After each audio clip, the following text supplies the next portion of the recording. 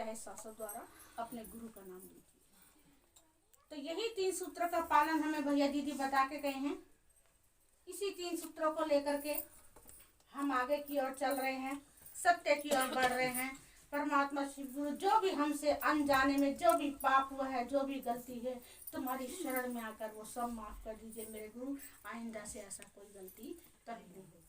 तो इसीलिए हमने सत्य का सामना किया है, सत्य के रास्ते पर चले हैं। क्योंकि गुरु तो हमें बहुत मिलते हैं, कभी किसी को कोई देवदारी, कोई ऋषि मुनि है, किसी आजकल के तो गुरु ऐसे होते जो जानते हो पाखंडी हो रहे हैं। हाँ, कहना नहीं चाहिए अपने मुंह से, क्योंकि नहीं, ये गुरु का मंच है, ये अधिकार नहीं है कि मैं तुम्हारी किसी बात के बारे मैंने में कह दी, कोई बात नहीं, बुराई करूं। लेकिन हमने महादेव को गुरु अपना इसीलिए माना है क्योंकि गुरु बनाने के बाद महादेव को, क्योंकि वो एक साधारण है, उनमें भी वो मनुष्य वाला भाव है।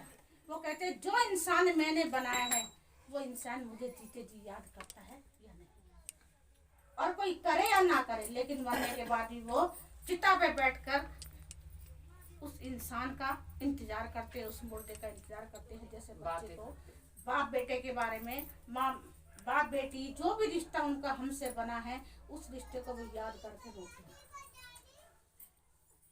तो हम क्यों अपने अहंकार में जिए जा रहे हैं, क्यों हमें लालच की भावना करते हैं, क्यों हम इधर उधर की क्रोध में बढ़े जा रहे हैं। हम गुरु के चर्चा में आकर के देखिए हमने ये सब कुछ सीखा है। नहीं जानते थे तुम कौन हो, नहीं जानती थी मैं कौन हूँ, लेकिन मेरे गुरु ने सबको मिलाया और एक परिवार बना। इस परिवार से ऐसे जुड़े हैं कि हम अपनों को भी भूल गए। नहीं आती मुझे अपनों की याद, अपने माँ बाप की याद नहीं आती, अपने ससुराल की याद नहीं थी। क्यों?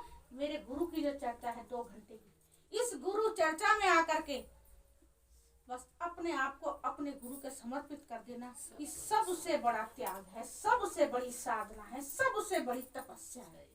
यहाँ आकर भी अगर हम बात करेंगे तो कोई फायदा नहीं गुरु की चर्चा में, है ना? क्योंकि टाइम हमारे पास होता नहीं है, न सुबह न शाम। हम गृहस्थी में इस तरह फंस चुके हैं कि गुरु के लिए समय निकालने के पास किसी को टाइम नहीं। अभी किसी से कहो बिस्तर से उठ के ही आप गुरु का नाम लो, कहेंगे हाँ हमने तो कुल्ला भी नहीं किया, हम तो नहाए भी नहीं हैं।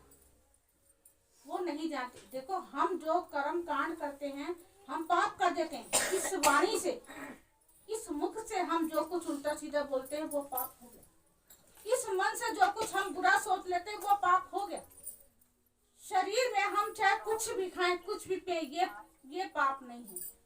और अगर हम सेवा में किसी का हाथ रोक लेते, अपना हाथ रोकते, इस सबसे बड़ा पाप है किसी का दिल दुखाना। तो ये 3 चीजें, 3 सूत्र हैं, और 3 चीजें आप लेकर के चलोगे, आपको आगे की ओर बढ़ने का बहुत मौका मिलेगा। पलट के पीछे मुड़ के कभी नहीं देखना कि मैं कहाँ थी, कहाँ से आई और क्या हूँ।